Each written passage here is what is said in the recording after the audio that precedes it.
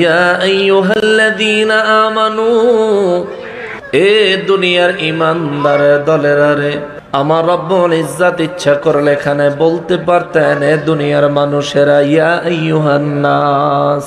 রব্বুল ইজ্জত তা বলেন নাই। যদি রব্বুল আলামিন ইচ্ছা করতেন এইখানে মুমিন কাফির মুনাফিক সবাইরে একত্রিত করে, মুমিন আর মুনাফিককে একত্রিত করে ইয়া আইয়ুহাল মুসলিমুন বলতে পারতেন। কেন না ইমাম মুসলমান পরিচয় দেয়, মুনাফিক নিজের মুসলমান পরিচয় দেয়। আমার আল্লাহ ইয়া আইয়ুহান নাস বলেন নাই, অর্থাৎ পৃথিবীর সমস্ত মানুষদের থেকে বাছাই করেছেন। আমার আল্লাহ ইয়া আইয়ুহাল মুসলিমুন বলেন নাই, অর্থাৎ আমার আল্লাহ মুসলমানদের ভিতর থেকেও বাছাই করেছেন। আল্লাহ বলেন ইয়া আইয়ুহাল্লাযীনা আমানু, ও ঈমানদারের দলেরা, আমানু ঈমানদার, যাদের ঈমান আছে তারা হলো মুমিন। অর্থাৎ আমার আল্লাহ মুমিনদেরকে উদ্দেশ্য করে 1450 বছর আগে আরশে আজিম থেকে ডাক পাঠাইছেন, ইয়া আইয়ুহাল্লাযীনা আমানু, চিৎকার দিয়া বলেন সুবহানাল্লাহ। মুসলমানেরা রে, আমার প্যারা নবীর উম্মতিরা রে, যদি বুঝে থাকেন জবাব দিবেন, আমরা ঈমানদার না বেঈমান? আওয়াজটা দুর্বল হয়েছে, সবাই বলেন আমরা ঈমানদার না বেঈমান? আমরা মুমিন না মুনাফিক? মুমিন। আলহামদুলিল্লাহ। রব্বুল ইজ্জত বলেন ইয়া আইয়ুহাল্লাযীনা আমানু, এ দুনিয়ার ঈমানদারেরা রে। কথাটা কে বলতেছেন? আল্লাহ। গুরুত্ব আসেনি? আছে। কতটা? অনেক। এর চাইতে বেশি গুরুত্বের আর কোনো কিছু নাই, এর চাইতে বেশি গুরুত্বওয়ালা আর কোনো কথা নাই, এর চাইতে বেশি গুরুত্বওয়ালা আর কোনো বাণী নাই। চিন্তা করে দেখেন, ইচ্ছা করলে আমার আল্লাহ এখানে নবীজিকে ডেকে বলতে পারতেন, হুজুর আপনি বলে দেন। ইচ্ছা করলে আল্লাহ ইয়া আইয়ুহার রাসূল বলে ডাক দিয়া আমার নবীজিকে বলতে পারতেন, হুজুর আপনি বলে দেন। কিন্তু আমার আল্লাহ তা না বলে সরাসরি নিজে ডাইরেক্ট ঈমানদারের সাথে কানেকশন লাগায়। আল্লাহ কয়, হুজুর আমি আমার ঈমানদারদেরকে ডাকি, ঈমানদারদেরকে আমি আল্লাহ বড় পছন্দ করি। আমি আমার এমন কিছু কথা আছে যেগুলো ডাইরেক্ট ঈমানদারের আমি আল্লাহ বলতে চাই, আপনি নবী শুধু শোনাইয়া দেন। জোরে বলেন সুবহানাল্লাহ। রব্বুল আলামিন ঈমানদারদেরকে বাছাই করে আমার আল্লাহ একটা নির্দেশ দিলেন, ইত্তাকুল্লাহ।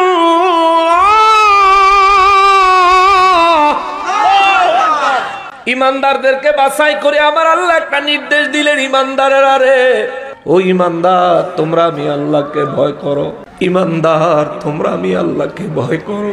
আমি আল্লাহর জাহান্নামের আযাবকে তোমরা ভয় করো। আমি যা করতে তোমাদেরকে নিষেধ করছি তা করিও না রে বান্দা।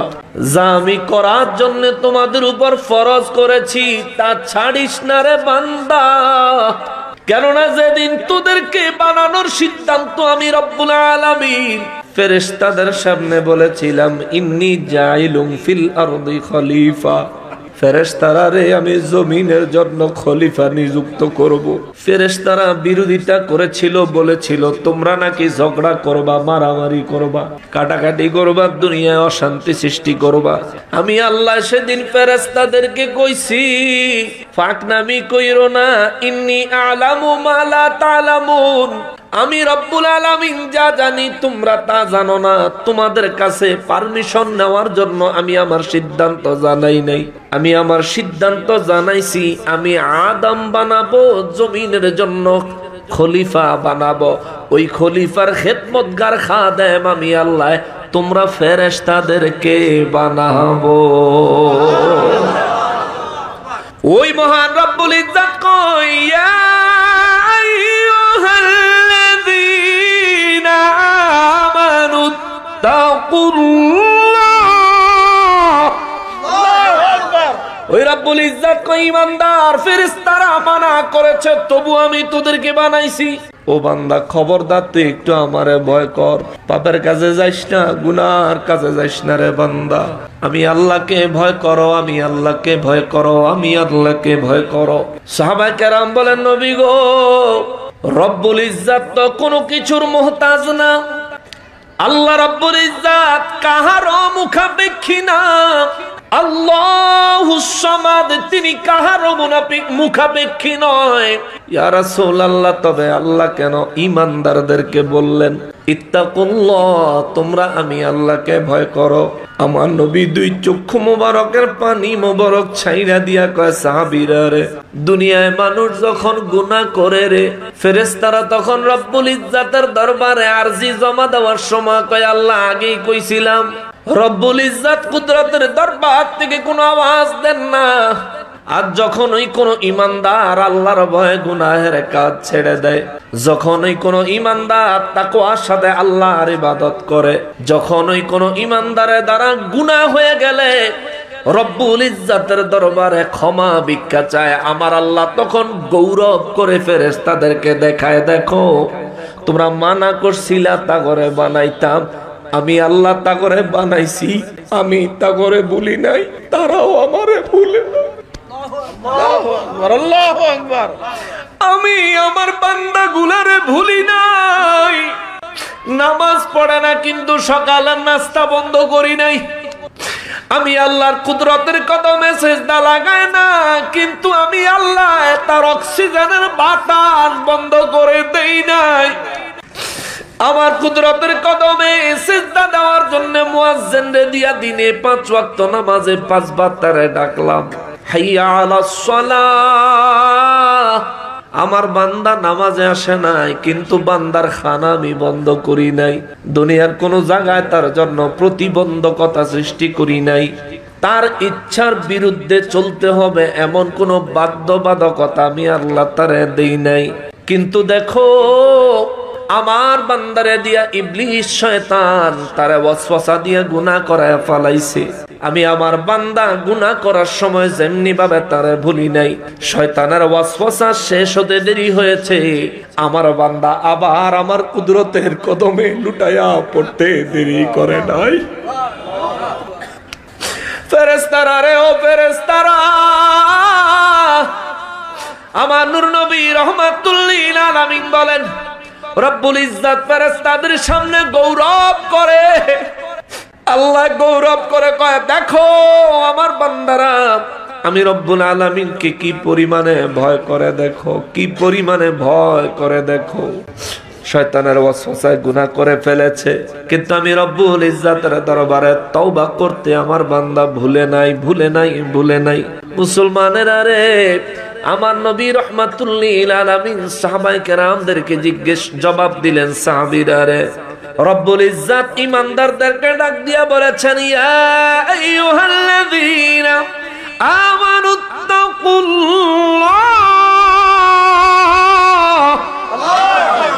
আল্লাহ বলে, ঈমানদাররা রে, তোমরা আমি আল্লাহকে ভয় করো। শোনো, যদি কোনো বান্দা আল্লাহকে ভয় করে, আল্লাহর কোনো লাভ হয় না, লাভ হয় বান্দার। সুবহানাল্লাহ। যদি দুনিয়ার কোনো মানুষ রব্বুল ইজ্জাতকে ভয় করে, লাভ আল্লাহর হয় না, লাভ হয় বান্দার।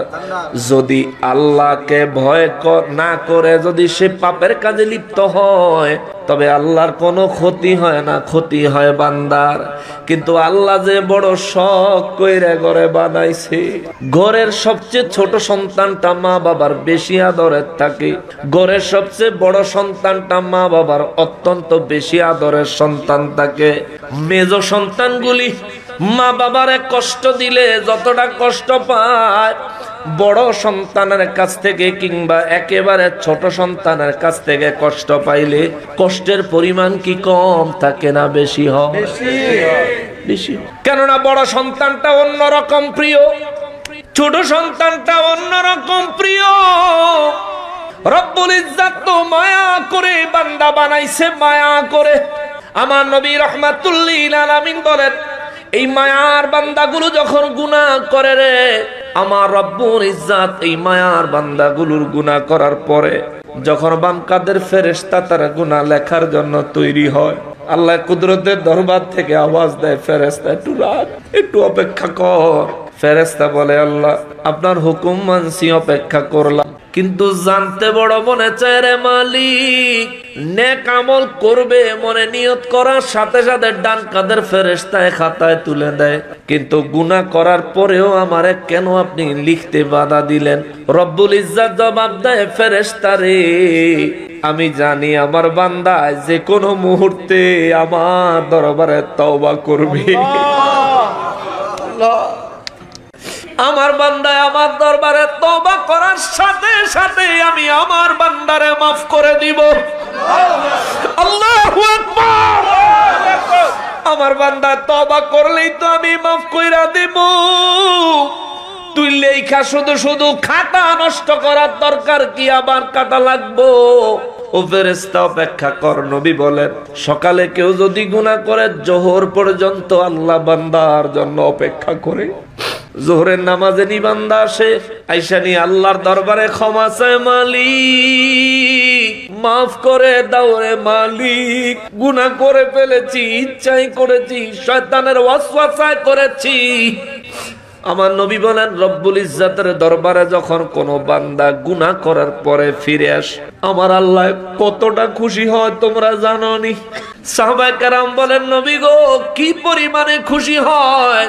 আমার নবী বলেন, শোনো তাইলে, তুমি যদি একাকী মরুভূমিতে একটা উট নিয়ে রওনা করো, হাদিস, তুমি যদি শুধুমাত্র একটা উট নিয়ে মরুভূমিতে একা একা রওনা করো দীর্ঘ পথ, উটের পিঠে তোমার খাদ্য, উটের পিঠেই তোমার প্রয়োজনীয় জিনিসপত্র, দীর্ঘক্ষণ চলতে চলতে চলতে চলতে যখন ক্লান্ত হইয়া যাইবা, মরুভূমির মাঝখানে যদি 2-4টা খেজুর গাছের ছায়া পাও, তুমি সেই জায়গায় যদি একটু আরাম করার জন্য, ক্লান্তি দূর করার জন্য সেখানে যদি অবস্থান করো, দেখা গেল কোনো বান্দা অনেক বেশি ক্লান্ত থাকলে ঘুম চলে আসে। আমার নবী বলেন, কোন বান্দা যদি ঘুমায় গেল, ঘুম থেকে জায়গা যদি দেখে সে আছে কিন্তু উটটা নাই, যেই উটের পিঠে তার পানি, যেই উটের পিঠে তার খানা, যেই উটের পিঠে তার প্রয়োজনীয় সমস্ত জিনিসপত্র, যেই উটটা মরুভূমি পাড়ি দেওয়ার একমাত্র সম্বল অবলম্বন, এই উটটা হারায় গেলে ওই লোকটার ভিতরে কেমন একটা হাহাকার লাগে। ওই লোকটার ভিতরে যতটা হাহাকার লাগে রে, বান্দা যখন গুনার দিকে ধাবিত হয়, রব্বুল ইজ্জতের দরবারে কুদরতি জালালিয়তে আমার আল্লাহ তার চাইতো অনেক বেশি হাহাকার করে। এই হারানোটা যদি এই মরুভূমির মাঝে কেউ কাহারো জন্য সাহায্য করে নেওয়ালা নাই।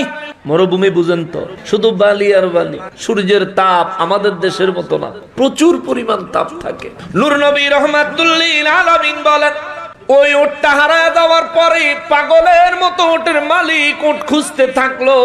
হঠাৎ করে যদি এই মালিক দেখে তার পিছনে উটটা দাঁড়ানো, মালিকটা কত খুশি হবে। নবীজি হাদিসে মুবারকে বলেছেন, মালিক দেখা গেল খুশি হইয়া আল্লাহ শুকর আদায় করতে গিয়া বইলা ফালাইলো, আল্লাহ আপনি আমার বান্দা, আমি আপনার রব। আনন্দের ঠেলায় বলে ফেলছে, বান্দা হয়ে বলে ফেলছে, আল্লাহ আপনি আমার বান্দা, আমি আপনার রব, আপনি আমার উটটা ফিরিয়ে দিছেন, তার জন্য বড় খুশি হয়েছি।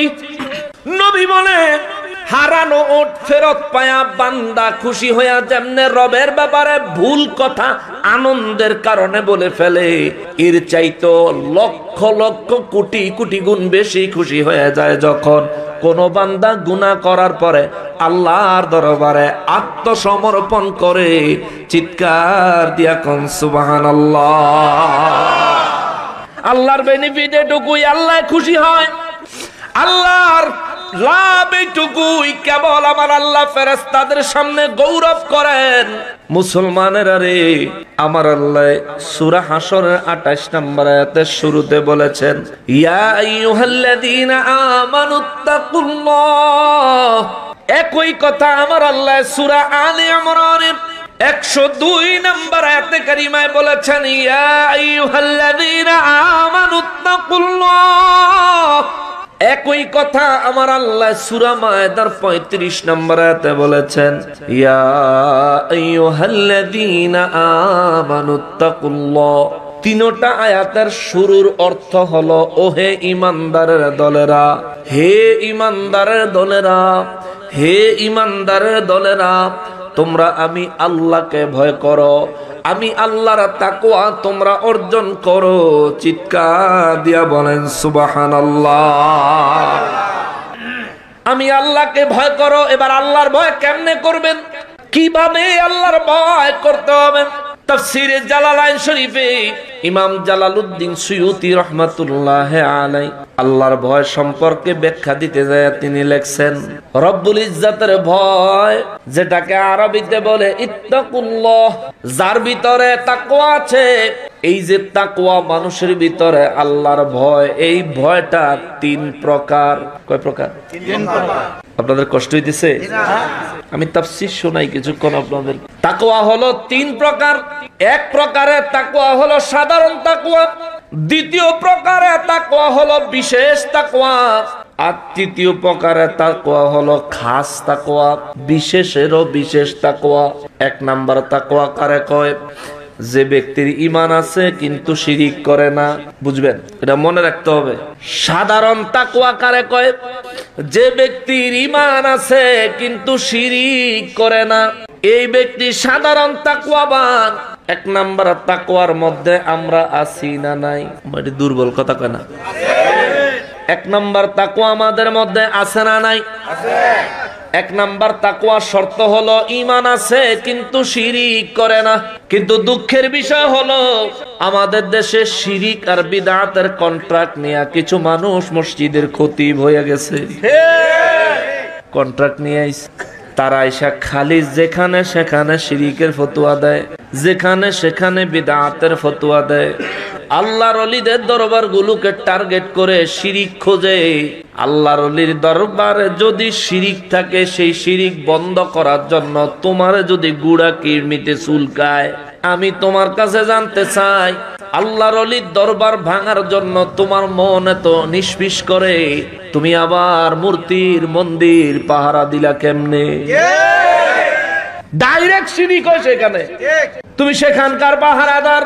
দ্বীন, ইসলাম, তরিকত, তাসাউফ যেখানে শিক্ষা হয়, তুমি সেখানে আইসা শিরিকের গন্ধ খোঁজো।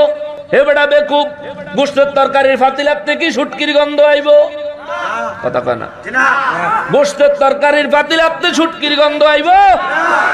কিন্তু যদি আপনি বগলের তলায় শুটকি লইয়া গোস্তের পাতিলায় নাক ঢুকান, গন্ধ কি শুটকির না গোস্তের?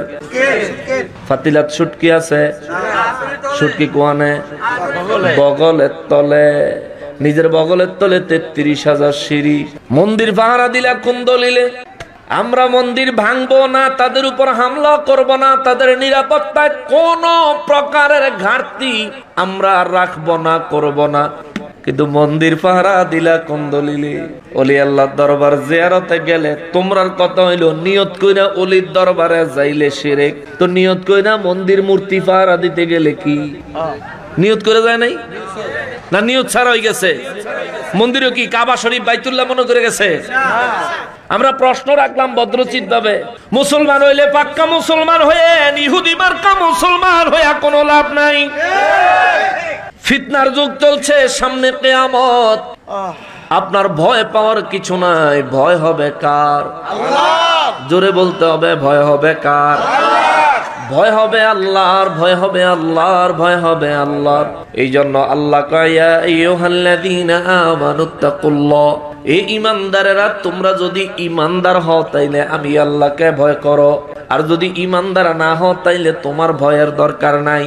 আমি বলেছিলাম ভয় হলো তিন প্রকার, তাকওয়া হলো তিন প্রকার। এক নম্বরে তাকওয়া হলো ঈমান আছে, কখনোই শিরিক করে না, কিন্তু টুকটাক গুনাহ করে। এটা হইলো প্রথম তাকওয়া, যেটা আমাদের সবার আছে। আমরা কি শিরিক করি? কিন্তু গুনাহ আমাদের দ্বারা হয়, ঠিক কি না? গুনাহ আমাদের দ্বারা হয়। আমরা প্রথম পর্যায়ের ঈমানদার, আমরা প্রথম পর্যায়ের তাকওয়াবান। আমাদের দেশে অনেক মানুষ আছে বলতে চায় সে যেমন নবীও তেমন। আচ্ছা, আছে না এমন কিছু মানুষ? এখন দেখেন যে আল্লাহর কোরআন দিয়া, আরে আমি যেমন নবী তেমন এটা তো দূরের কথা, ওলি আল্লাহদের সাথেও তুলনা আছে। আমার স্টেজ ওলি আল্লাহর স্টেজ এক না। তাকওয়ার বিশ্লেষণটা প্রকার আপনি একটু পড়বেন। তাকওয়া কারে কয়? গত রাতে আমি গুনাহগার, সারাটা রাত তাকওয়ার উপর পড়াশোনা করেছি। আলহামদুলিল্লাহ। শোনানোর জন্য না, আওয়াজ দেওয়ার জন্য না, বললাম শুধু এই কারণে কথাটা, সারাটা রাত কিতাব পড়ছি আর দুই চোখের পানি শুধু ফালাইছি। কোথায় আছি? দুনিয়া নিয়ে মত্ত হয়ে গেছি। দুনিয়ার ভালোবাসায় আল্লাহকে ভুলে গেছি, দুনিয়ার ভালোবাসায় নবীকে ভুলে গেছি, দুনিয়ার মোহে পড়ে আখেরাতের কথা ভুলে গেছি। মাথায় টুপি আছে, গায়ে জুব্বা আছে, মুখে দাড়ি আছে, কিন্তু মিথ্যা বলতে একবারও চিন্তা করি না। মাথায় টুপি, গায়ে জুব্বা, মুখে দাড়ি, নামের আগে মোহাম্মদ, কিন্তু ওজনে কম দেওয়ার সময় আমাদের আখেরাতের কথা মনে থাকে না। এই জন্য রব্বুল ইজ্জাত কয়, ইয়া আইয়ুহাল্লাযীনা আমানু তাকুল্লাহা ওয়াল তানজুর নাফসুম মা কদ্দামাত লিগাদ। রব্বুল আলামিন বলেন, হে ঈমানদার, আমি আল্লাহকে ভয় করো। প্রত্যেকজন ঈমানদারের চিন্তা করা উচিত, ওয়াল তানজুর নাফসুম মা কদ্দামাত লিগাদ, প্রত্যেকের নিজের ব্যাপারে চিন্তা করা উচিত, আগামী কালকের জন্য সে কি পাঠাইছে, আগামী কালকের জন্য সে কি পাঠাইছে। সাহাবায়ে কেরাম বলেন, হুজুর আগামী কালকের কথাটা বুঝলাম না। আমার নবী বলেন, আগামী কাল মানে কবর, আগামী কাল মানে হাসর, আগামী কাল মানে মিজান, আগামী কাল মানে পুলসিরাত, আগামী কাল মানে কিয়ামত দিবস, হাসরের ময়দান। সাহাবীরা রে, আমার রব্বুল ইজ্জাত ঈমানদারদেরকে প্রথমে সতর্ক করেছে, ঈমানদার তোমরা আমি আল্লাহকে ভয় করো। কেমন ভয় করবেন? কেমন ভয় করব আল্লাহ তোমারে? আল্লাহ কয় আমারে ভয় করবা। সূরা আলে ইমরানের 102 নম্বর আয়াতে আল্লাহ বলেন, বিসমিল্লাহির রহমানির রহিম, ইয়া আইয়ুহাল্লাযীনা আমানুত্তাকুল্লাহা হাক্কা তুকাতিহি। আওয়াজ করে বলেন আল্লাহু আকবার। সূরা আলে ইমরানের 102 নম্বর আয়াতে আমার রব্বুল ইজ্জাত বলেন, বান্দারে তোমরা আমি আল্লাহকে ভয় করো, ভয় করার মতন করো। আল্লাহু আকবার। আমি আল্লাহকে ভয় করো, কিন্তু করার মতন করো। আমরা নামাজ পড়িনি, কথা কয় না, কার ভয়ে? আল্লাহর ভয়ে। জোরে বলেন, কার ভয়ে? আল্লাহর ভয়ে। আমরা টুপি মাথায় দেই, কার ভয়ে? আল্লাহর ভয়ে। আমরা সত্য কথা বলি, কার ভয়ে? আল্লাহর ভয়ে। আমরা মিথ্যা ত্যাগ করি, কার ভয়ে? আল্লাহর ভয়ে। সবকিছুই করলাম, সমস্ত অন্যায় বাদ দিয়া সমস্ত নেক কাজগুলো করলাম, কার ভয়ে? আল্লাহর ভয়ে। মাঠ থেকে একটু জবাব দেন, কার ভয়ে? আল্লাহর ভয়ে সবকিছু করলাম। কিন্তু আমার আল্লাহ কয়, বান্দারে ভয়ের একটা ক্লাস আছে, তাকওয়ার একটা ক্লাস আছে। ইত্তাকুল্লাহ আমি যে কইছি, এই কথার ভিতরে অনেক অনেক রহস্য লুকায়িত আছে। ও বান্দা, তুমি আমি আল্লাহকে ভালোবাসবা। ইয়া আইয়ুহাল্লাযীনা আমানুত্তাকুল্লাহ, তুমি আমি আল্লাহকে ভয় করো। হাক্কা তুকাতিহি, হাক্কা তুকাতিহি, হাক্কা তুকাতিহি। আমি আল্লাহকে ভয় করো, ভয় করার মতো করো, যেমন করা দরকার তেমন করো, যথার্থভাবে করো, পরিপূর্ণভাবে করো। এবার মুসলমান বাবার আপনাদের কাছে জানতে চাই, কেমনে আল্লাহরে ভয় করলে পরিপূর্ণ ভয় হবে? জানেননি কেউ? জানেন?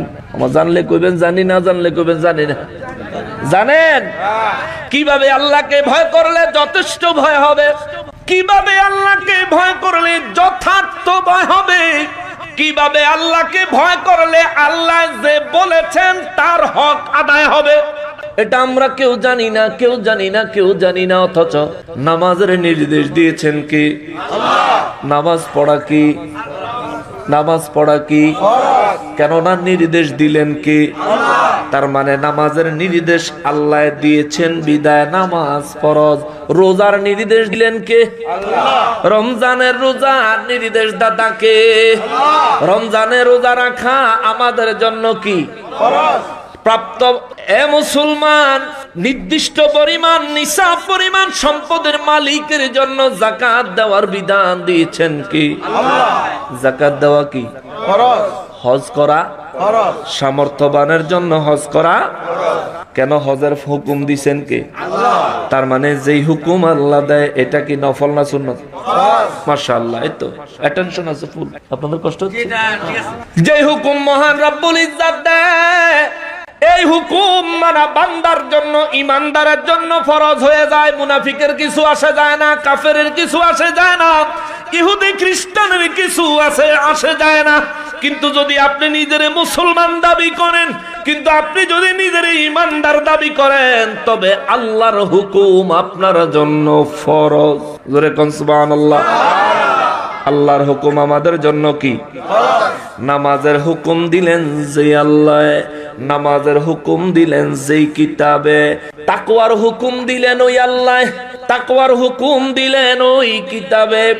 এই জন্য তাকওয়ার ব্যাপারে আমার রাসূল সাল্লাল্লাহু আলাইহি ওয়াসাল্লাম বলেছেন, প্রত্যেক মুসলমানের জন্য তাকওয়া অর্জন করা ফরজ। রে কোন সুবহানাল্লাহ।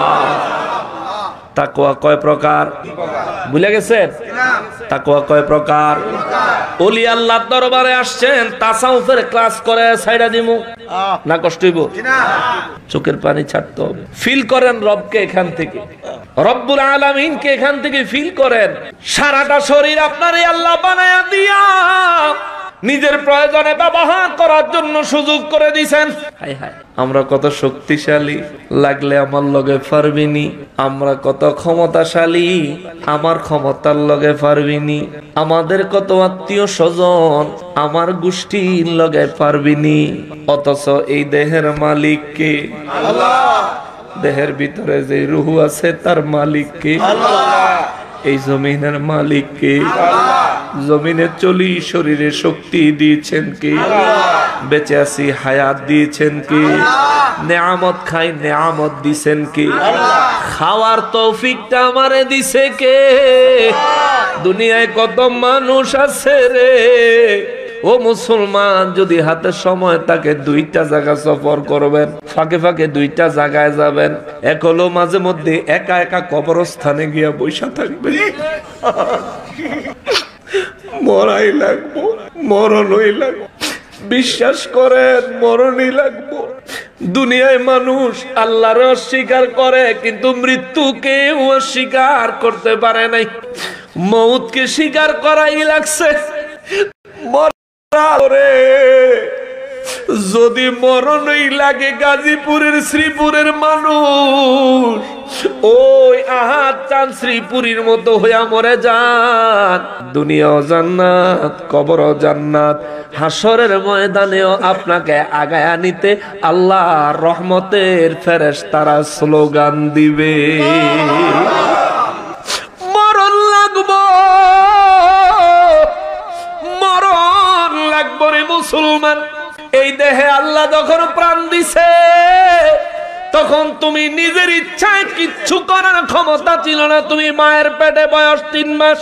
দেহে যখন আল্লাহ প্রাণ দিছে, তখন তোমার কিচ্ছু করার ছিল না। তুমি মায়ের গর্ভে, বয়স তোমার 3 মাস। গেল আরো 3 মাস, তাও তুমি কিছু করতে পারো না। গেল আরো 3 মাস, একটু নড়াচড়া করো। নিজের হাতের নিয়ন্ত্রণ নিজের কাছে নাই, নিজের পায়ের নিয়ন্ত্রণ নিজের কাছে নাই।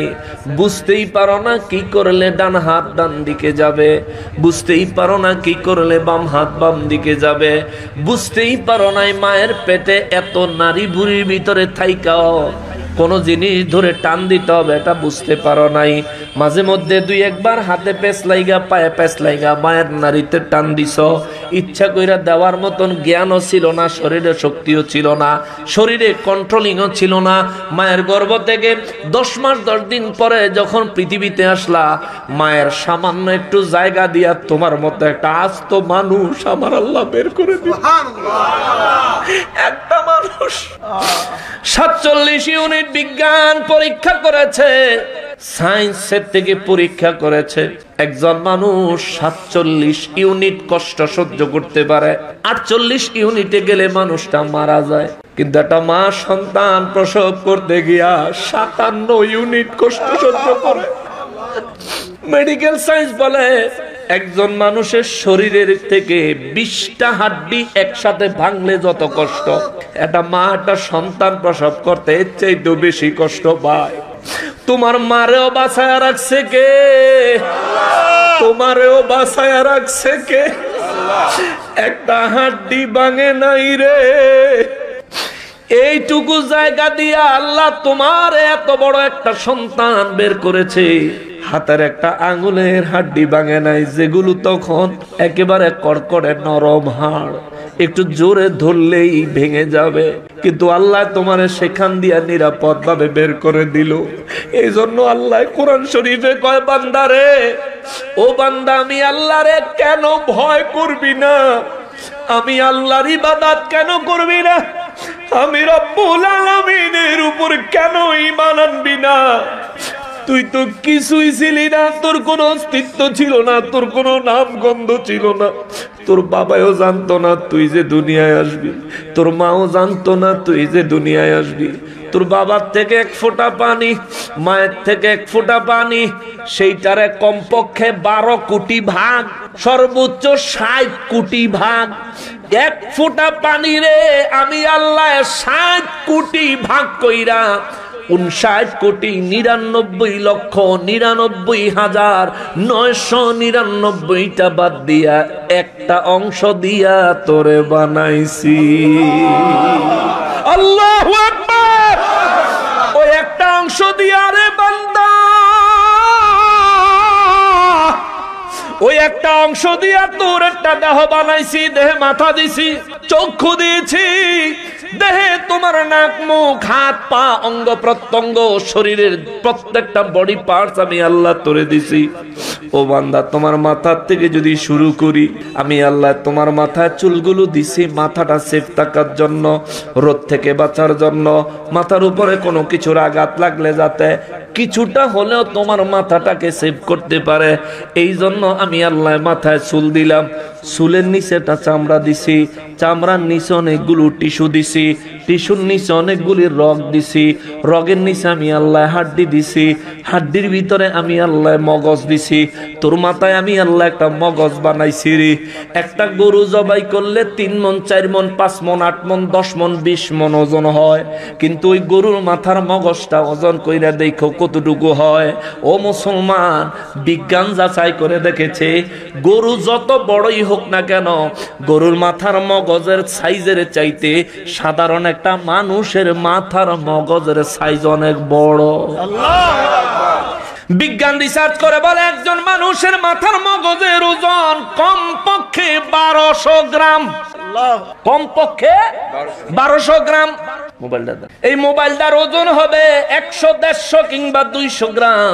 এই মোবাইলটা যদি মাথার উপর সারাদিন রাখতে চান পারবেন, যদি ট্যাপটুপ লাগিয়ে দেয় সারাদিন রাখতে পারবেন। একটা সময় ব্যথা হয়ে যাইব, একটা সময় বিরক্তি আইসা যাইব, একটা সময় আপনার কাছে অনেক বেশি ওজন লাগবে।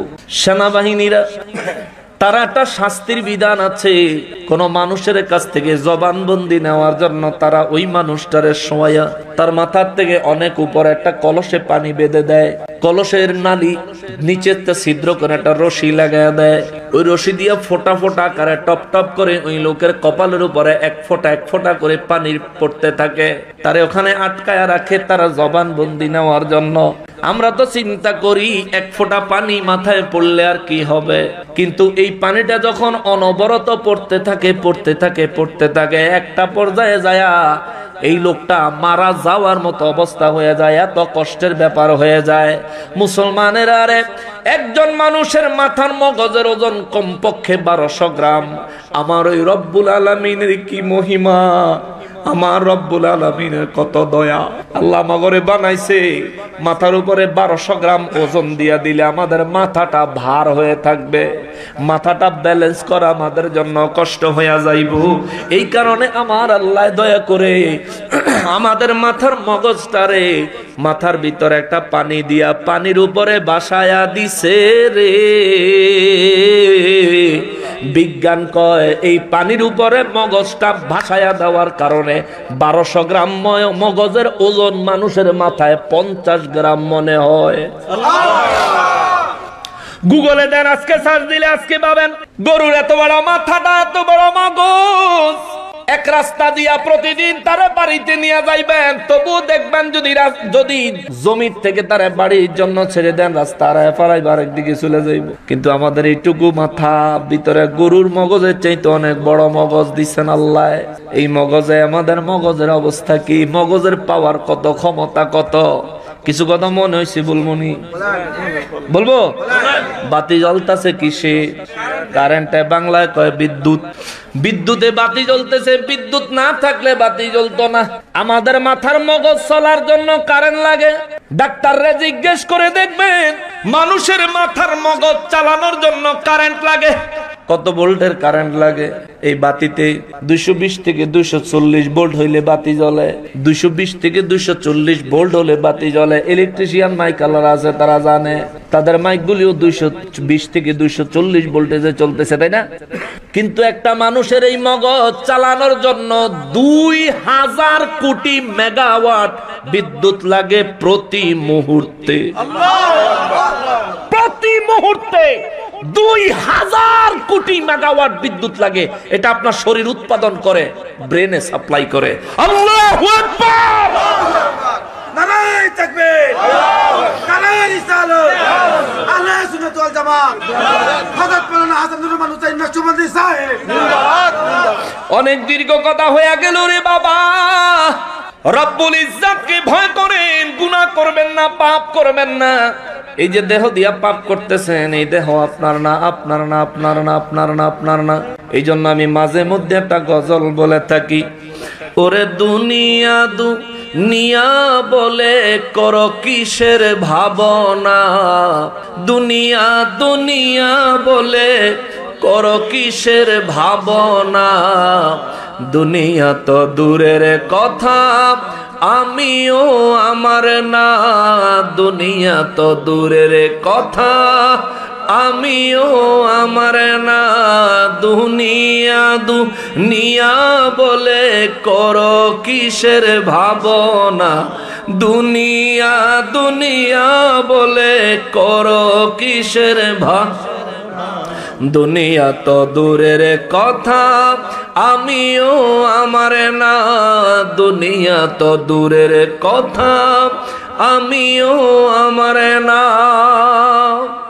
ওরে আজকে তোমার তো না, কালেলে আখিরি ঘুম, সব ক্ষমতা হারিয়ে যাবে, নামের আগে লিখবে তোমায় মরহুম। ওরে আজকে তোমার এত নাম, কালেলে আখিরি ঘুম, সব ক্ষমতা হারিয়ে যাবে, নামের আগে লিখবে তোমায় মরহুম। ওরে জনাব থেকে মরহুম হতে, ওরে জনাব থেকে মরহুম হতে 1 সেকেন্ডও লাগে না, দুনিয়া তো দূরের কথা আমিও আমার না, দুনিয়া তো দূরের কথা আমিও আমার না, দুনিয়া দুনিয়া বলে করো কিসের ভাবনা, দুনিয়া দুনিয়া বলে করো কিসের ভাবনা, দুনিয়া তো দূরের কথা আমিও আমার না, দুনিয়া তো দূরের কথা আমিও আমার না। ঠিক কিনা বলেন, ঠিক কিনা বলেন? ওরে কত সম্পদ করছো কামাই আমার আমার বলে, সব সম্পদ ছেড়ে একদিন যেতে হবে চলে, ঠিক কিনা? কাফনে পকেট আছে? কালকে অনেকে কইবা আমি গান গাইয়ে গেছি। তুই গানও চিনস না, শানও চিনস না, আইস শুধু খাইতি আর ইহুদি গোলামি করতি। আল্লাহ তোরে হেদায়েত দে, আল্লাহ তোরে সঠিক বুঝ দে। ওরে কত সম্পদ করছো কামাই আমার আমার বলে, সব সম্পদ ছেড়ে একদিন যেতে হবে চলে,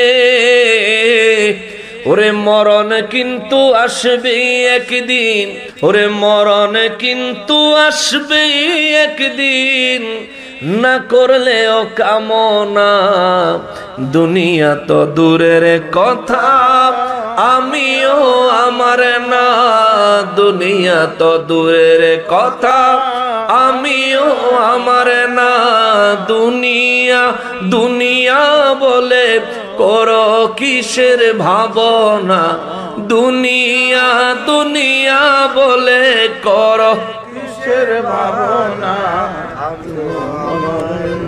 দুনিয়া তো দূরের কথা আমিও আমার না, দুনিয়া তো দূরের কথা আমিও আমার না, ঠিক কিনা বলেন? মুসলমানেরা রে, আমার প্যারা নবীর উম্মতেরা রে, এই কথাটা, এই শানটা, এই গজলটা গাইলাম এই কারণে, দেহ নিয়ে বাহাদুরি করায় নিজের দেহের খবরই তো নিজে জানেন না, নিজের দেহের খবরই তো নিজে জানেন না। মানুষের মগজ চলতে প্রতি মুহূর্তে 2000 কোটি মেগাওয়াট বিদ্যুৎ লাগে, যে বিদ্যুৎ বাংলাদেশে হইলে 24 ঘন্টা বাংলাদেশে আলো জ্বালান যাইতো, সমস্ত মিল ফ্যাক্টরি সারাদিন চালান যাইতো, কোনো অসুবিধা হইতো না, বহির্বিশ্বে কারেন্ট বেচন যাইতো। কিন্তু এইটুকু নলেজে, এইটুকু ব্রেনে 2000 কোটি মেগাওয়াট বিদ্যুৎ দিয়ে আমাদের ব্রেনটা চালাইতেছে কি? জোরে বলতে হবে কে? এই ছোট্টখাট্ট 2-3টা বাতি জ্বালাইলে মাস শেষে 1000 টাকার বিল। যদি ব্রেন চালাইতে কারেন্ট কিনা চালার লাগতো, উপায় থাকতো হনি। ডাক্তারেরা এই ব্রেন সম্পর্কে আরো কিছু তথ্য দিছে, বলবো? একটু জানেন নিজের সম্পর্কে।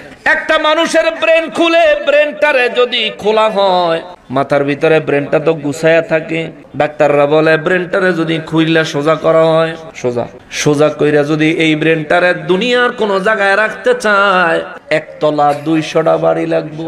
আল্লাহ, একটা মাথার মগজ রাখতে 1 তলা 200 বাড়ি লাগবো, কিংবা 200 তলা একটা বিল্ডিং লাগবো খালি একটা মগজ রাখতে। আল্লাহু আকবার! এই মাথার মগজটা আল্লাহ কত পাওয়ারফুল বানাইছে, একসাথে 10,000 শব্দ মনে রাখতে পারে। আল্লাহু আকবার! একসাথে 10,000 বাক্য মনে রাখতে পারে।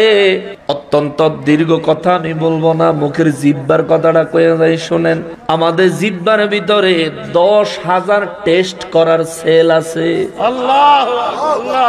10,000 রকমের স্বাদ গ্রহণ করার ক্ষমতা দিয়ে আল্লাহ জিহ্বাটারে বানাইছে। 10,000 রকমের স্বাদ।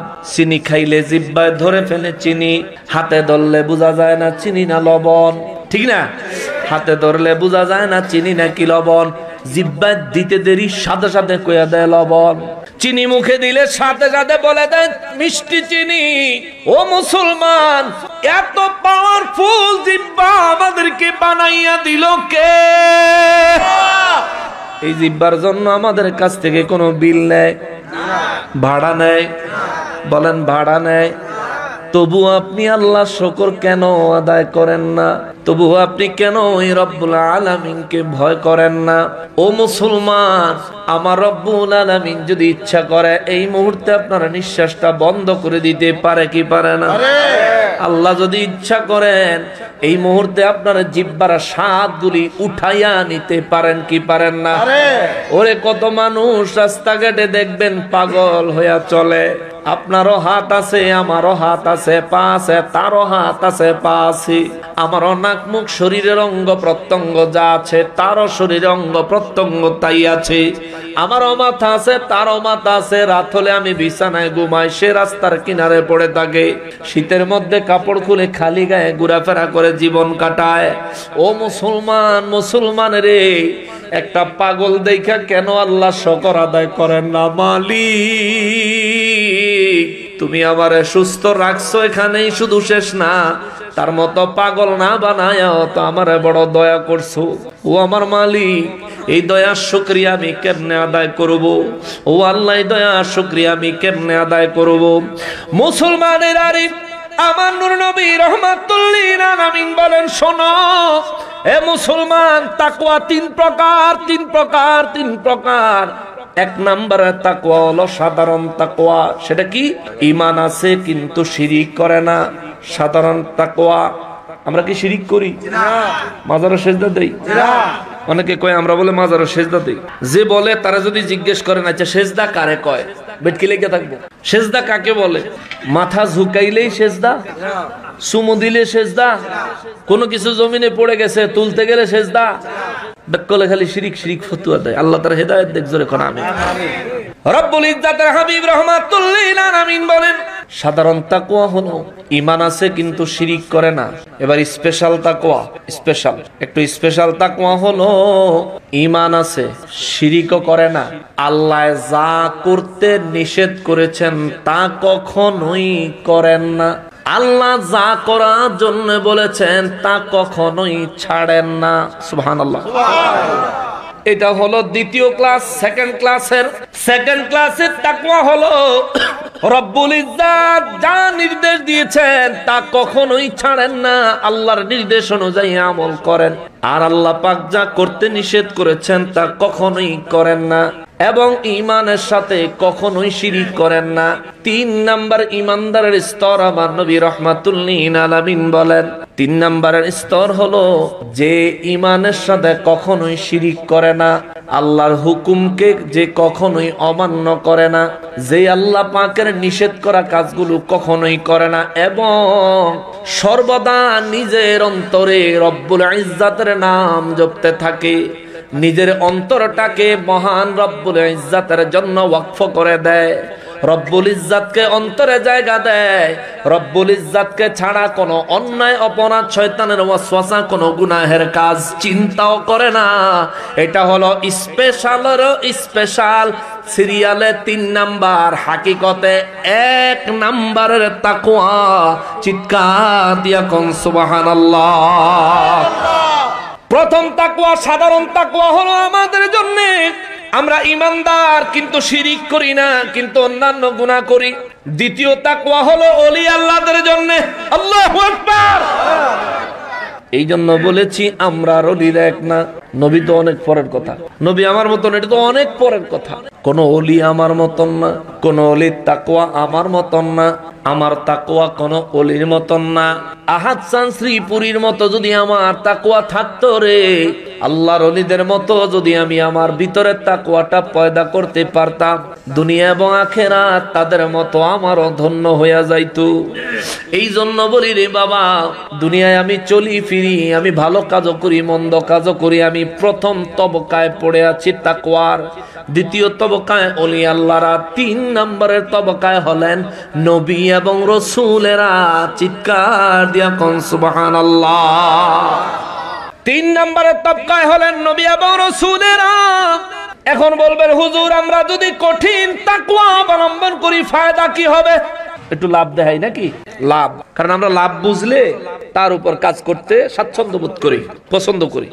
নূর নবী রাহমাতুল লিল আলামিনের একজন সাহাবী ছিলেন যার গায়ের রং অত্যন্ত কালো, যিনি ছিলেন কৃতদাস, কণ্ঠ ছিল অত্যন্ত সুন্দর।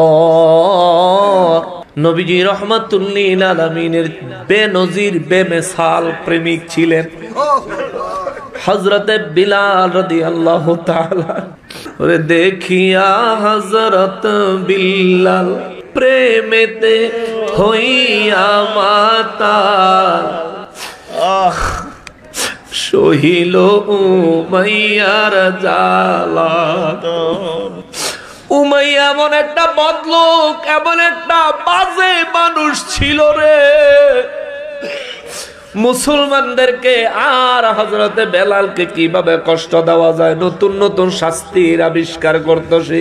জিন্দা মানুষটারে দইরা জমিনে শুয়ায়া গলার মধ্যে পাড়া দিয়া হা করায়া মুখের ভিতরে জ্বলন্ত আগুনের কয়লা ঢুকাইয়া দিস।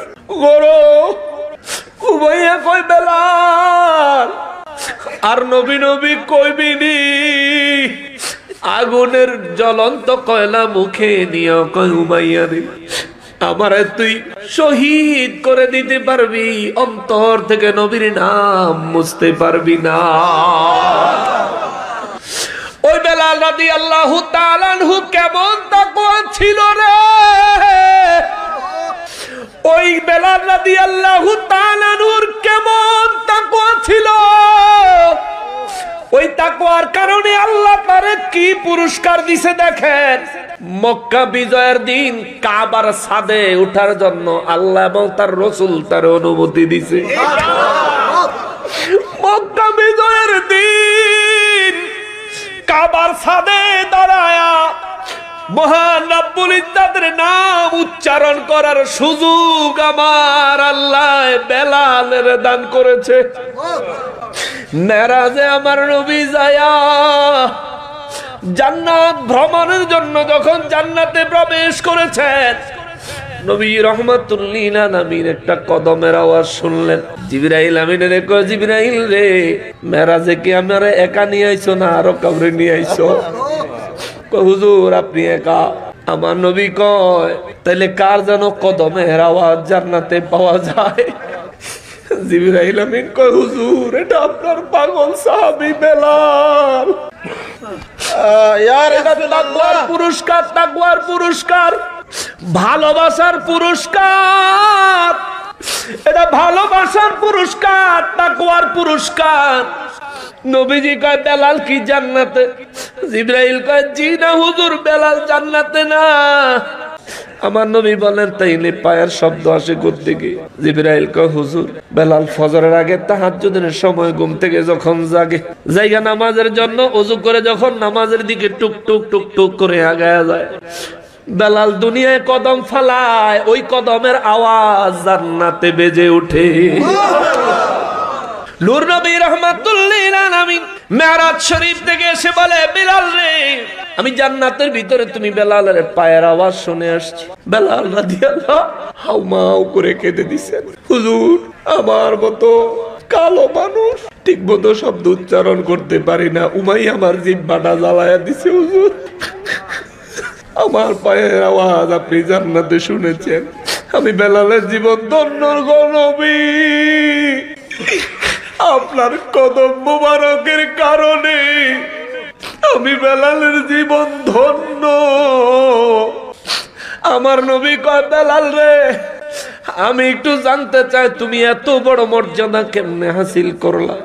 তুমি দুনিয়ায় চলো আর জান্নাতে তোমার পায়ের আওয়াজ কদম ধ্বনি শোনা যায় রে বেলাল।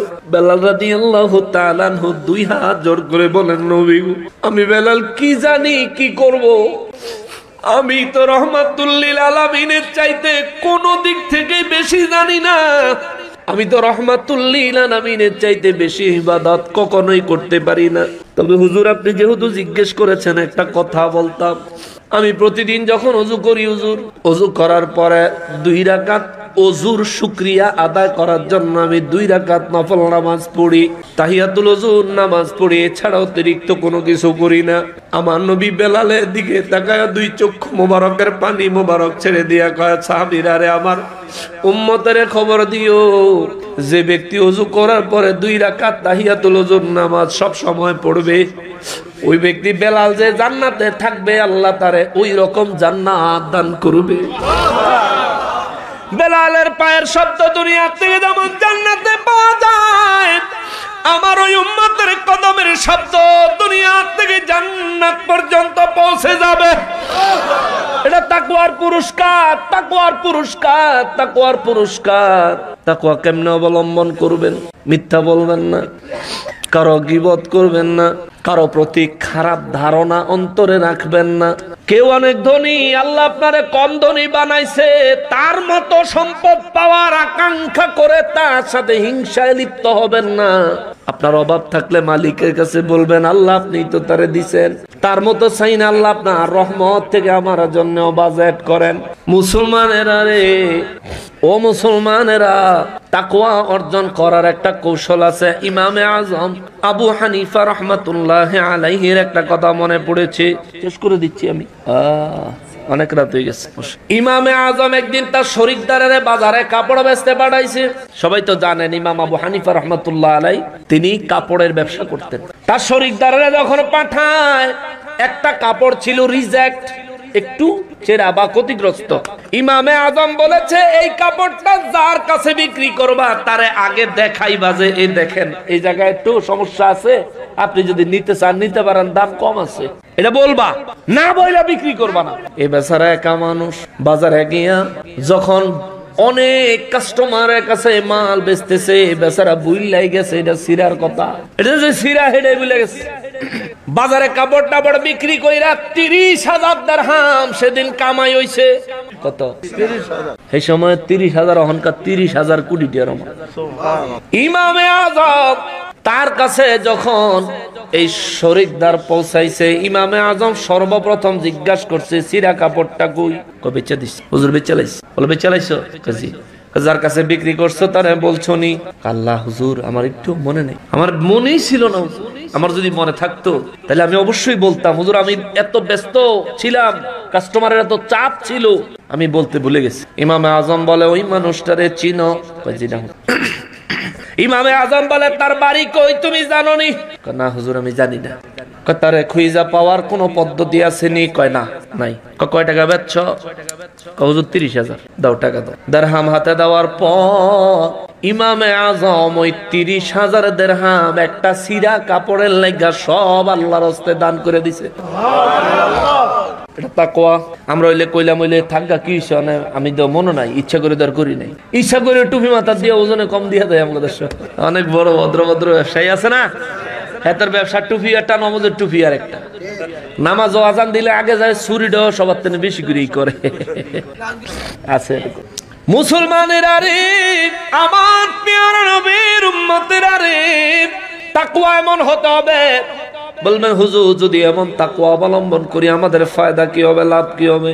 হযরত আব্দুল্লাহ ইবনে আব্বাস রাদিয়াল্লাহু তাআলা আনহু থেকে হাদিসে মুবারক রয়েছে, তাফসীরে কবির খুললে পাবেন, তাফসীরে নাঈমি খুললে পাবেন। হযরত আব্দুল্লাহ ইবনে আব্বাস রাদিয়াল্লাহু তাআলা আনহু বলেন, আমার নবী রাহমাতুল লিল আলামিন বলেছেন, কেউ যদি চায় দুনিয়ার সমস্ত মানুষ তারে সম্মান করুক, এটা চান নি যে দুনিয়ার সব মানুষ আপনারা সম্মান করুক? চান না? আমার ইজ্জত চায় না কেডা? আবার সবাই তো চায়। আমার টাকা পয়সা কম বেশি এটা হলো পরের কথা, সম্পদ থাকুক বা না থাকুক সেটা পরের কথা, কিন্তু আমার অন্তত সম্মানটা করুক। আমি যতদূর ভাবনা দূরই করুক, তাই না? যতটুকু প্রাপ্য দূরই করুক। আমারে একেবারে মন্ত্রী মিনিস্টারের মতন সম্মান দেওয়ার লাগতো না। আমার যতদূর প্রাপ্য আমি যতটুকু পাওয়ার অধিকার রাখি এতটুকু দেখ। নবী বলেন, যে ব্যক্তি চায় দুনিয়ার সব মানুষের কাছে সে নিজে যেন সম্মানিত হয়, মানুষ যেন তারা দেখলেই চিনে বা না চিনুক, জানুক বা না জানুক, তারা দেখলেই যাতে মানুষের অন্তর থেকে সম্মান আসে, এই রকম পরিস্থিতি যে ব্যক্তি চায় ওই ব্যক্তিকে বলে দিও সে যেন তাকওয়াবান হয়ে যায়। সুবহানাল্লাহ। তাকওয়াবানের মানে কি? কাউকে ধোঁকা দেওয়া যাবে, আল্লাহর নিষেধকে ওভারটেক করা যাবে, আল্লাহ যেটা মানা করছে এটা মানা হই, যেটা হারাম করছে এটা হারাম হই, ধরবো না, খাবো না, যাবো না, কিছু করবো না। আর আল্লাহ রাব্বুল ইজ্জাত যে কাজগুলি করার জন্য হুকুম দিবেন ওই কাজগুলি করবে। আর হলো হাই ক্লাসের তাকওয়া অর্জন করার জন্য কি করবেন? আল্লাহ রাব্বুল ইজ্জাত নিজে সূরা মায়েদার 35 নম্বর আয়াতের মধ্যে আল্লাহ বলে দিচ্ছেন, ওয়াবতাগু ইলাইহিল ওয়াসিলা। তোমরা তাকওয়া শিক্ষা করার জন্য, কিভাবে তাকওয়া অর্জন করলে তোমার তাকওয়ার পরিধি বাড়বে, তোমার ঈমানের মজবুতি বাড়বে, কিভাবে তাকওয়া অর্জন করলে তুমি আমার প্রিয় ওলি হতে পারবা, এটা শিখার জন্য তোমার শিক্ষা প্রতিষ্ঠানে যাইতে হবে। সেই শিক্ষা প্রতিষ্ঠানের নাম নবীর যুগে ছিল নবীর দরবার, সাহাবায়ে কেরামের যুগে ছিল সাহাবায়ে কেরামের দরবার, তাবেঈগণের যুগে ছিল তাবেঈগণের দরবার, তাবেঈগণের যুগে ছিল তাবেঈগণের দরবার, মাযহাবের আইম্মাদের যুগে ছিল মাযহাবের আইম্মাদের দরবার, এরপরে আউলিয়াদের দরবার। কালে কালে আস্তে আস্তে আস্তে আস্তে এখন হলো হক্কানি রব্বানি আল্লাহর ওলির দরবার, হলো আপনার তাকওয়া বৃদ্ধি করার সঠিক শিক্ষা প্রতিষ্ঠান। আল্লাহর ওলির সোহবত হলো আপনার জন্য তাকওয়া শিক্ষার উত্তম ক্লাস, এছাড়া আর কোনো উপায় নাই। চিৎকার দিয়া বলেন আল্লাহু আকবার। তাকওয়া অবলম্বনের নির্দেশ দিচ্ছেন কে? আল্লাহ।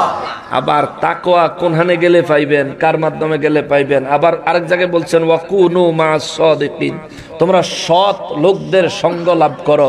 এই দুনিয়ায় যত সৎ মানুষ আছে, আমাদের এই বাংলাদেশে আজ পর্যন্ত যত সৎ মানুষ আছে, আমি মনে করি সবচেয়ে বড় সৎ লোক হইল শাহজালাল বাবা, সবচেয়ে বড় সৎ লোক হইল ওলি আল্লাহরা।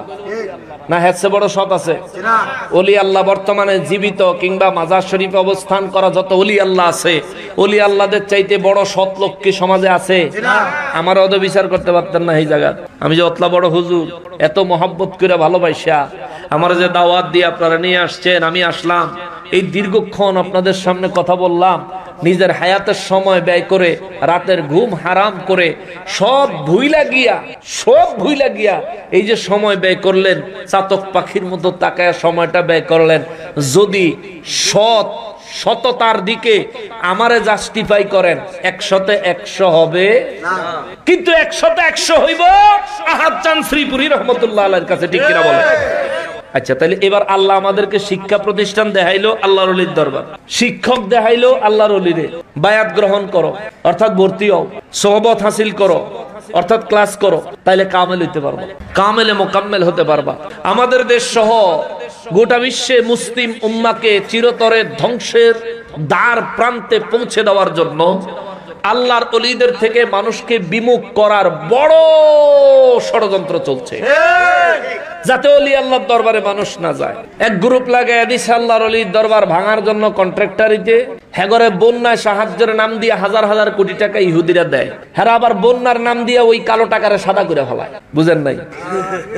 ফেসবুকে স্ট্যাটাস দিলে বলে হাজার হাজার কোটি টাকা, 2,500 কোটি টাকা প্রধানমন্ত্রী, সাবেক প্রধানমন্ত্রী 2,500 কোটি টাকা লোন আনতে জিন্দিগি তামাতাম হয়ে গেছে। আর তারারে ফেসবুকে স্ট্যাটাস দিলে বলে হাজার হাজার কোটি টাকা পাঠায়। আপনারা বুঝেননি করতে আইয়ে টাকা জিয়ানতে অনের হ্যান তেনে আইয়ে লেবেল লাগায়, আরেকটা ভিতরে বিষ, উপরে লেবেল লাগাইছে মধু, ভিতরে কি বিষ, আর লেবেল লাগাইছে কি মধু। এই সমস্ত নমুনা দিয়ে আন্না তারা কালো টাকা সাদা কইরা ইহুদিদের এজেন্ডা বাস্তবায়ন করতেছে। মানে নবীর সাথে এত দুশ্মনী কিসে?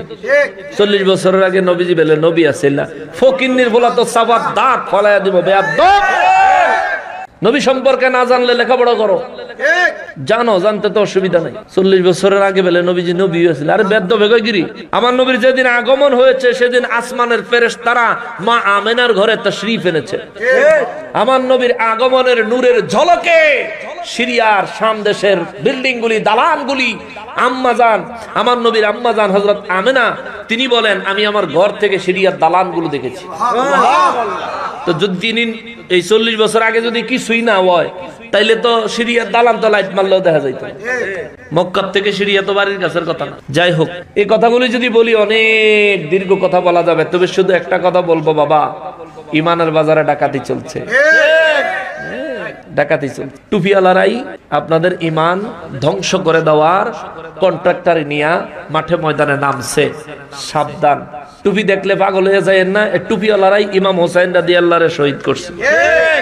টুপি দেখলে পাগল হয়েন না, টুপিওয়ালা ব্যক্তি ওমর রাদিয়াল্লাহু খঞ্জর মেরে শহীদ করে দিয়েছে। টুপি দেখলে পাগল হয়েন না, টুপিওয়ালারা নবীজির 2 কন্যার জামাই, 2 কন্যার স্বামী জিন্নুরাইন ওসমান জিন্নুরাইন রাদিয়াল্লাহু তাআলা আনহুরে শহীদ করে দিয়েছে। টুপি দেখা পাগল হয়েন না, তাহাজ্জুদ গুজারি আলী রাদিয়াল্লাহু নামাজের সিজদার মধ্যে জবাই করে দিয়েছে। টুপি দেখা পাগল হয়ে যায় না, নামাজি দেখা পাগল হয়ে যায় না। অতএব বুঝতে হবে হুজুর এই ফিতনার যুগে আমরা কি করব? আপনার কি কিয়ামত পর্যন্ত বাচ্চা থাকা দরকার? কথা কয় না, কিয়ামত পর্যন্ত বেঁচে থাকা দরকার? যদি দরকারও হয় কিয়ামত পর্যন্ত বাচ্চা থেকে আপনি কি করবেন? হযরত খিজির আলাইহিস সালাম আবে হায়াতের পানি খাইয়া যেই মাত্র কিয়ামত পর্যন্ত হায়াতের ঘোষণা পাইছে, যে জায়গায় পানি গাইছে হেনই বইয়া কান্দা শুরু করছে, হেনই কান্দা শুরু করছে। আল্লাহ কুদরতি আওয়াজ দিয়ে কয়, কিরে এত বড় নিয়ামত দিলাম, আবে হায়াত খালি, কিয়ামত পর্যন্ত হায়াত দিল, তুই কান্দস কে? তুই খুশি নইবি? কয় আল্লাহ কিয়ামত পর্যন্ত হায়াত দিয়ে আমি করবো নাকি? হিডে লেগে কান্দাছি। এইটুকু হায়াতে যে যন্ত্রণা, বাদশা জুলকারনাইনের খাদেম খেদমত করতে করতে জীবন শেষ, এমনকি কিয়ামত পর্যন্ত আমার শুধু খাদেম এই টাউন লাগবে। আল্লাহ রাব্বুল ইজ্জত বলে, ঠিক আছে যাও, আমি তোমাকে একটা দায়িত্ব দিলাম, সমুদ্রের নিচের বাদশাহী পরিচালনার দায়িত্ব, যাও। সুবহানাল্লাহ। এই কথাটা কেন আনলাম? খিজির আলাইহিস সালাম কিয়ামত পর্যন্ত হায়াত পাইয়া বয়ে বয়ে কাঁদছে, খুশি হইতে পারে নাই। আমি আর আপনিও যদি কিয়ামত পর্যন্ত হায়াত পাই, কান্দন ছাড়া কোনো উপায় নাই। অতএব যেহেতু মৌত কিয়ামত পর্যন্ত হইল, কিয়ামতের দিন হইলেও মরণ আইব, মরণই যখন লাগবো, বেঈমান ইহুদিদের দালালদেরকে ভয় পাওয়ার কোনো দরকার আছে? আল্লাহর ওলিদের দরবারের দিকে যারা আঙ্গুল দিবে, তাদের আঙ্গুলগুলো ভেঙে তাদের পকেটে ঢুকাই দিবে। তারপরে আপনারা যদি না পারেন নাম করে খবর দিয়ে আসবো ইনশাআল্লাহ। জান্ডা লইয়া হইলো আইয়া হাজির। সম্মানিত হাজিরিন, যারা মন্দির পাহারা দিয়ে মাজার গুলো ভাঙলো, তারা অবশ্যই কখনোই ইসলামের বন্ধু না, কখনোই না। এদের উদ্দেশ্যই হলো ধর্মীয় একটা কোন্দল সৃষ্টি করে রাষ্ট্রের শান্তি বিনষ্ট করা। এরা রাষ্ট্রেরও বন্ধু না, এরা এই সমাজের সাধারণ মানুষেরও বন্ধু না, এরা ধর্মেরও বন্ধু না। এরা মূলত এরা চিনে টাকা আর করে ইহুদিদের দালালি। আল্লাহ তা করে হেদায়েত নসিব করুক, সবাই পড়ে আমিন। ওমা তৌফিক ইল্লা বিল্লাহ। দীর্ঘক্ষণ আপনাদেরকে কষ্ট দিলাম, দোয়া করবেন, তাকওয়ার উপর জীবন যাপন করবেন বাবা, তাকওয়ার উপর জীবন যাপন করবেন, আল্লাহকে স্মরণ করবেন, যে কোনো সময় আল্লাহকে স্মরণ করবেন, কোনো কিছুতে কখনোই এক মুহূর্তের জন্য আল্লাহকে ভুলে যাবেন না, তবে প্রিয় নবীজির মহাব্বত সহকারে মনে রাখবেন। ওমা তৌফিক ইল্লা বিল্লাহ। শুন আমরা সবাই নবীজিকে দাঁড়ায় সালাম দেই, ইয়া নবী সালাম আলাইকা, ইয়া রাসূল সালাম আলাইকা। আস্তাগফিরুল্লাহাল্লাযী লা ইলাহা ইল্লা হুয়াল হাইয়ুল কাইয়্যুম ওয়া আতুবু ইলাইহি, লা হাওলা ওয়ালা قوة إلا بالله العلي العظيم. أستغفر الله ربي من كل ذنب وأتوب إليه، لا حول ولا قوة إلا بالله العلي العظيم. সম্মানিত হাজরিন, আজকে আমরা পীরে কামেল হযরত মাওলানা আবু আলী আকন্দ নকশবন্দি মুজাদ্দিদি শ্রীপুরি রহমতুল্লাহ আলাইহির দরবার শরীফের প্রাঙ্গণে উপস্থিত হয়েছে। আল্লাহ রাব্বুল ইজ্জত আল্লাহর ওলির দরবারে উপস্থিত হওয়ার বরকতে আমাদেরকে রহমত, বরকত এবং মাগফিরাত নসিব করেন। সবাই পড়েন আমিন। সবাই সবার জন্য দোয়া করবেন। আমি গুনাহগার ও সবার কাছে দোয়া প্রার্থী, আমার জন্য দোয়া করবেন। আমার পর্দার আড়ালে অনেক মা বোনেরা আছেন। আজকের পুরো বয়ানটা যেমনি ভাবে আমরা পুরুষদের জন্য, তেমনি ভাবে মা বোনদের জন্য, কোনো পার্থক্য নাই। আমার মা বোনেরা যারা আছেন, আপনারা যদি একটা জায়গায় পারফেক্ট হয়ে যান, তাইলে ইনশাআল্লাহ আপনাকে জান্নাতে নিতে, জান্নাতে যেতে কেউ ঠেকাইতে পারবে না। একটা জায়গা পারফেক্ট হয়ে গেলে সেই জায়গাটা হলো আপনারা স্বামীর প্রতি কৃতজ্ঞ হবেন। স্বামীর প্রতি কৃতজ্ঞ হবেন, তিনি যা দেয় তার উপর সন্তুষ্ট থাকবেন। নিজের সন্তুষ্টি না খুঁজে স্বামীকে সন্তুষ্ট করার চেষ্টা করবেন। দেখবেন আল্লাহর রহমত আসবে, তুলনামূলক স্বামীর ভালোবাসাও বেশি পাবেন। সন্তানাদিরাও দেখবেন চরিত্রবান এবং আদর্শ সন্তান হবে। ঠিক কিনা বলে? মা বোনদেরকে জন্য বলি, স্বামীদের প্রতি কৃতজ্ঞ হবেন। স্বামীরা যারা আছেন, আপনারাও স্ত্রীদের প্রতি কোনো ধরনের জুলুম বা অবিচার করবেন না। স্ত্রীদেরকে অন্যায়ভাবে কোনো কষ্ট দিবেন না। ইসলামী শরীয়তের বিধানের বাইরে কোনো প্রকার কষ্ট তাদেরকে দিবেন না। যদি আপনাকে আল্লাহ তাআলা বেশি পরিমাণে খরচ করার তৌফিক দিয়ে থাকেন, স্ত্রী এবং সন্তানদের জন্য খরচ করবেন। নবীজি রাহমাতুল লিল আলামিন বলেছেন, স্ত্রী সন্তানদের জন্য মানুষ যেটা খরচ করে, এটা সদকায়ে জারিয়া, দান হিসাবে আল্লাহ আমলনামায় লিখে রাখে। সুবহানাল্লাহ। যা খাওয়াইলেন স্ত্রী সন্তানকে, যা পড়াইলেন, এটা কিন্তু দান। আর দানের সওয়াব হচ্ছে এই যে শুরু হয়েছে আর বন্ধ নাই, কিয়ামত পর্যন্ত চলবো। সুবহানাল্লাহ। আপনি নাই কিন্তু সব চলতে থাকবে। আপনি নাই, কিছু গুনাহ আছে, এটাও চলতেই থাকে কিছু গুনাহ। এর মধ্যে একটা গুনাহ হলো আমরা যে দাড়ি কাটি, এই দাড়ি কাটার কারণে আমাদের একটা গুনাহ হয়। এই গুনাহটা হইতেই থাকে, 24 ঘন্টা হইতে থাকে, যতক্ষণ পর্যন্ত ওই এক মুষ্টি পর্যন্ত আমরা দাড়ি বড় হইয়া জায়গা মতো নাই। আমার দাড়ি আশ্রয় না দিকে গুছাইয়া রইছে রে, পরে হুজুরের দাড়ি ছোট।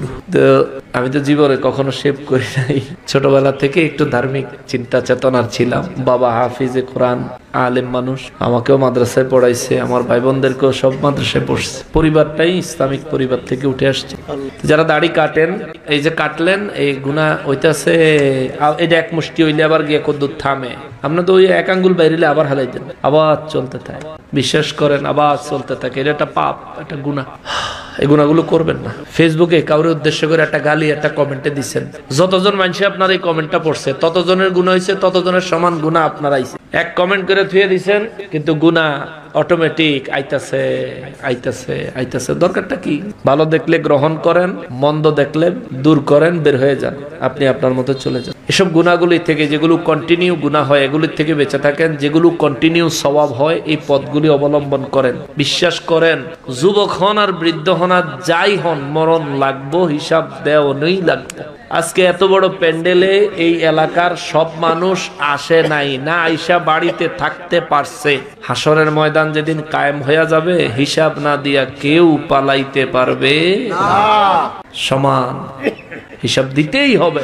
অতএব আল্লাহর সামনে দাঁড়ায়া নিজের জীবনের হিসাব দিতে পারেন মতো করে নিজের জীবনটা তৈরি করে। আল্লাহ যদি বলে, তোমার আমি হায়াত দিছি, দুনিয়াতে দিছি, নিয়ামত দিছি, রিজিক দিছি, তুমি এর দ্বারা তুমি এই আখিরাতে আজকে কি নিয়ে আইছো, কি নিয়ে আইছো কইলে যাতে এইরকম দেখাইতে পারেন, পুরা আছে এরকম যাতে দেখাইতে পারেন, এমন কইরা যায়েন। কিন্তু এমন লইয়া যায়েন না, এমন লইয়া যায়েন না, বিপদের কোনো সীমা